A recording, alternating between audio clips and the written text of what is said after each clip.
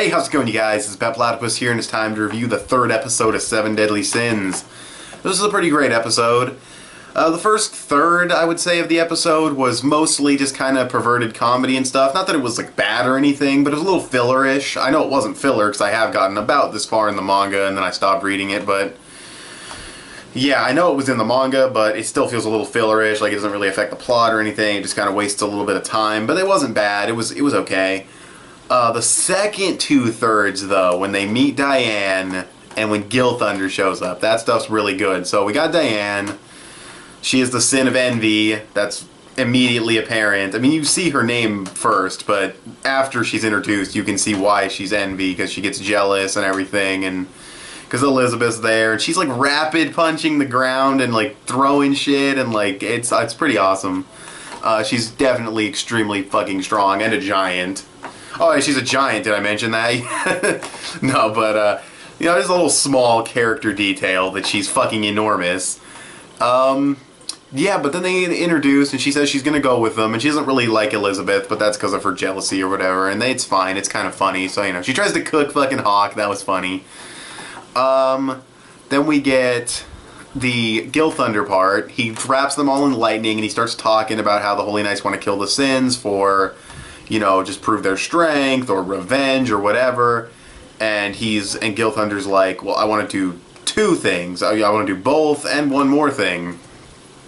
And he wants to get revenge for his dad who died, and his dad was... the, like, commander of the Holy Knights at one point, and he was totally fucking destroyed. Like, he got killed bad, dude. Like, that was nasty death right there.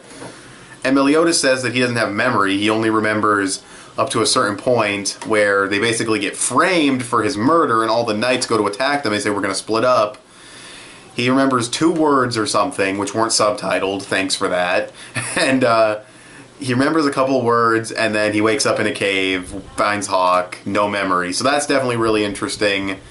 Then he ends up freeing them for whatever reason, or maybe they just break out of the lightning, but he chooses to fight Gilthunder. Like, Gilthunder wants to fight him. He's like, are you sure about that? You know, you never beat me before. You know, he's fucking badass, right? And then he, like, steps up to the plate, and he's just like, you know I'm being nice right now, right? Like, that was awesome. Those lines were great. Then they fight. Really good animation, really good fighting. Not the greatest fighting ever. They had, like, this DBZ moment in the air where they're, like, shifting around, clashing swords. It was, like, DBZ sword fighting. That was cool, but wasn't, like, the most amazing fight, but it was a cool battle. I was gonna say it was a nice battle, but no, it's a cool battle. What else happened? Yeah, that's pretty much it. Then he gets slammed into the ground, he gets up, he gets cut on the shoulder, and then the credits play. And I checked to see if there was something after the credits, because that's how it's been for the last 2 episodes, and there was. And it's kind of important material, too, so if you haven't watched the episode yet, or if you have watched it, but as soon as the credits started, you cut off the, you know, when you stopped watching, go back and watch after the credits, because we get him on the ground like, oh, what happened to my friends, you know. And Gilthunder is like, well, okay, one's dead, which I'm calling bullshit on.